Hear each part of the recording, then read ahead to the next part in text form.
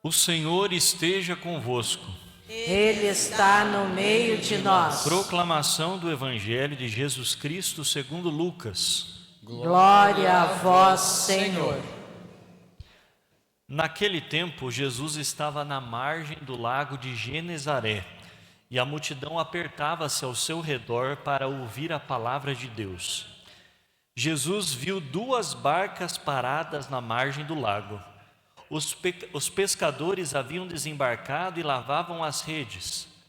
Subindo numa das barcas, que era de Simão, pediu que se afastasse um pouco da margem. Depois sentou-se e da barca ensinava as multidões. Quando acabou de falar, disse a Simão: avança para águas mais profundas e lançai vossas redes para a pesca. Simão respondeu: Mestre, nós trabalhamos a noite inteira e nada pescamos, mas em atenção à tua palavra vou lançar as redes. Assim fizeram e apanharam tamanha quantidade de peixes que as redes se rompiam. Então fizeram um sinal aos companheiros da outra barca para que viessem ajudá-los. Eles vieram e encheram as duas barcas a ponto de quase afundarem. Ao ver aquilo, Simão Pedro atirou-se aos pés de Jesus, dizendo: Senhor, afasta-te de mim, porque sou um pecador. É que o espanto se apoderara de Simão e de todos os seus companheiros, por causa da pesca que acabavam de fazer. Tiago e João, filhos de Zebedeu, que eram sócios de Simão, também ficaram espantados. Jesus, porém, disse a Simão: não tenhas medo, de hoje em diante tu serás pescador de homens. Então levaram as barcas para a margem, deixaram tudo e seguiram a Jesus. Palavra da salvação. Glória a vós, Senhor.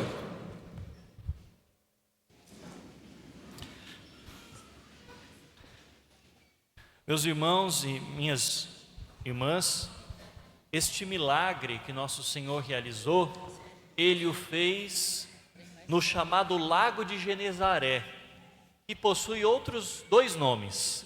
Também era conhecido como Tiberíades e também como, abre aspas, mar, fecha aspas, da Galileia. Não é um mar porque é um lago, mas era assim que era chamado: Mar da Galileia, Tiberíades ou Lago de Genezaré. Havia cerca de 9 cidades ao redor deste lago. Uma delas nós já ouvimos muitas vezes, bem presente nas Sagradas Escrituras, chamada Cafarnaum, de onde o Senhor costumava sair para evangelizar toda a região ali da Galileia, Samaria, Judéia. Era o centro missionário de Jesus. Ali provavelmente estava a casa de Pedro. Pedro era um pescador e era sócio. Simão, também chamado Pedro, não é? Simão Pedro e André, seu irmão, eram sócios de dois outros irmãos, Tiago e João, filhos de Zebedeu. E eles, pescadores, faziam a sua vida naquele lago. A palavra de Deus diz que Jesus estava na margem do lago de Genezaré e a multidão apertava-se ao seu redor para ouvir a sua pregação.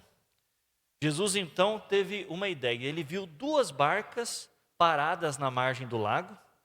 Os pescadores haviam desembarcado, estavam ali lavando as suas redes. Ele resolveu subir numa daquelas barcas, que era de Simão, aquele que mais tarde Jesus vai mudar o nome para Pedro, não é? Ele subiu numa daquelas barcas, se afastou um pouquinho da margem e ensinava sentado de uma daquelas barcas a multidão que se apertava na margem do lago. Olha só, não era mais possível pregar para as pessoas na margem. Então ele sobe no barco e do barco ele prega para que todos o escutem.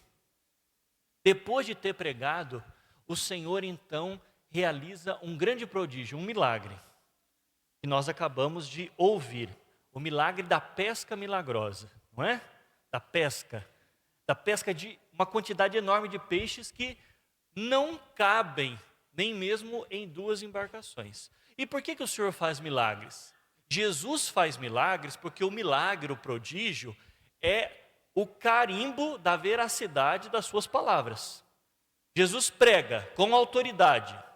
E o milagre vem para chancelar aquelas palavras, para dizer: o poder de Deus está nestas palavras. Nós nunca podemos parar no milagre, porque o milagre, usando uma linguagem de São João, é um sinal, ou seja, ele aponta para outra realidade. Se a gente parar no milagre, nós vamos procurar a Jesus, nosso Senhor, como se ele fosse um curandeiro, como se ele fosse um milagreiro. E nosso Senhor não é isto, é muito mais do que isto, é infinitamente mais do que isso. Ele é nosso Senhor e nosso Salvador.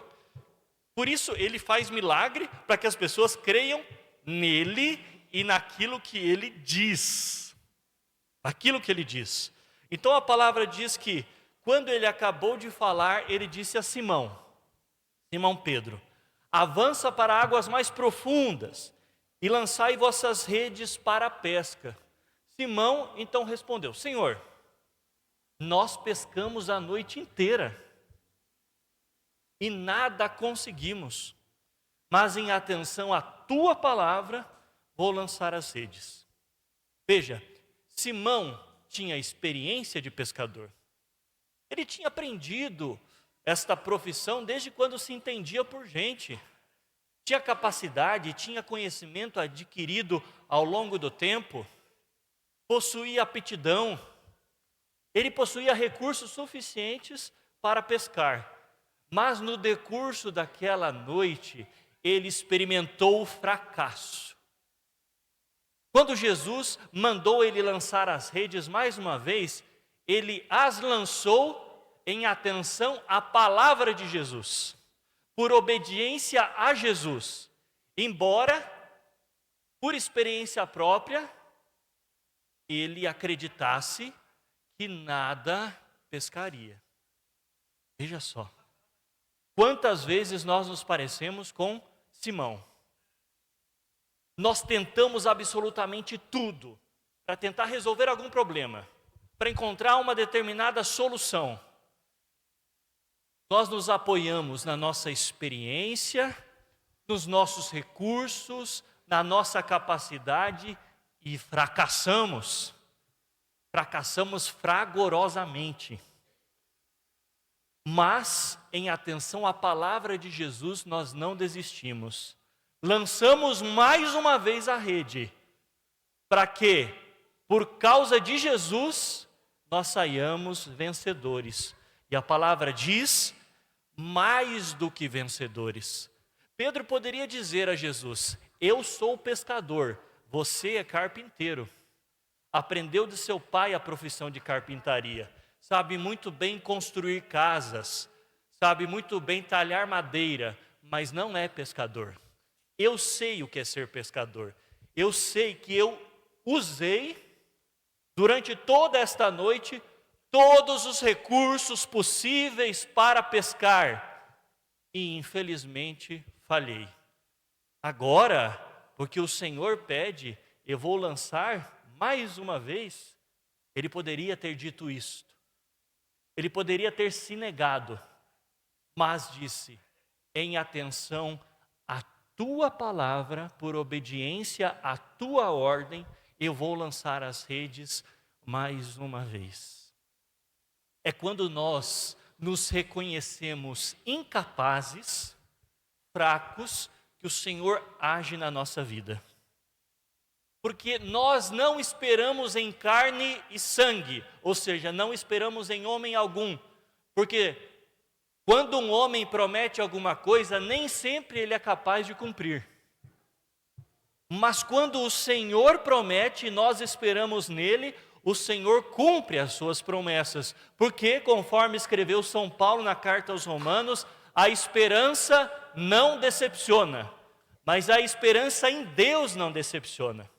Eu gosto muito de um salmo, o Salmo 39, que diz assim, esperando, esperei no Senhor.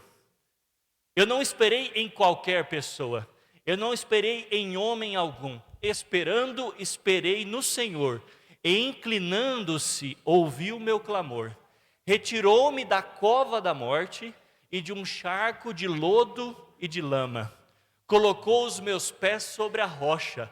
Canto novo ele pôs em meus lábios, um poema em louvor ao Senhor. Paulo também escreve, numa de suas cartas, que Abraão esperou contra toda a esperança humana. Abraão, avançado em idade, casado com uma mulher igualmente idosa e estéril, recebeu a promessa de Deus de que teria um filho. Ele creu em Deus, apesar de que todas as circunstâncias eram desfavoráveis à sua esperança. Humanamente falando, ele não tinha condições de ter filho algum. Mas esperando contra toda a esperança humana, não numa promessa qualquer, mas numa promessa vinda do Senhor, ele pôde ver a sua realização. Porque confiou naquele que é capaz de cumprir. Pedro fez exatamente isso. Simão Pedro, Senhor, eu descobri o fracasso. Não fui capaz de pescar absolutamente nada. Joguei esta rede ao longo de toda a noite. Me servi de todo o conhecimento que eu adquiri durante todos esses anos. Mas porque o Senhor pediu, eu vou ainda fazer uma vez. E é o que o Senhor pede hoje para nós. Às vezes você está com um filho, com uma filha distante do Senhor, desencaminhado, embora tenha feito o possível, humanamente falando, para que ele servisse a Deus, para que ele não se enveredasse por maus caminhos, e você sofre e experimenta a sensação de fracasso. O que o Senhor diz hoje para os seus? Lança a rede mais uma vez. Agora no teu fracasso, depois de ter reconhecido diante de mim, que mesmo diante de tudo que você fez, diante de todas as possibilidades abertas, você não conseguiu. Agora está na hora de confiar em mim, e não em você mesma, e não em você mesmo. Certa vez, Paulo escreveu que tinha um espinho na carne. Ninguém sabe o que significa esse espinho na carne. Alguns dizem que é um problema físico, outros dizem que é um problema moral, ninguém sabe mais ou menos, né? Mas ele disse, olha, eu tenho esse espinho na carne e eu clamei 3 vezes a Jesus para que ele me livrasse dele. E então Jesus me disse, basta-te a minha graça, porque é na tua fraqueza que a minha força se manifesta.